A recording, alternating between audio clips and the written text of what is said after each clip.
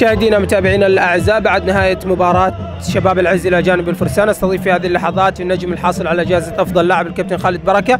اول شيء الف مبروك اليوم الفوز، ظهور ثاني مميز لفريق شباب العز، حصولك على جائزه افضل لاعب في المباراه.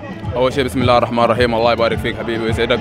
من بدايه المباراه كنا نحاول ان نفوز عشان نحسم التاهل من بدري، والحمد لله على كل حال 4 نقاط بدايه المجموعه. قدامنا المباراه الاخيره ضد الرسوخ، فريق قوي وما يستهان به، ان شاء الله نحاول نظفر بالمباراه ان شاء الله. اليوم حصولك على جائزه افضل لاعب، وفي نفس الوقت يعني مع التكريم الكابتن محمد نور في توجيهات خاصه لك، ايش كان يقول لك؟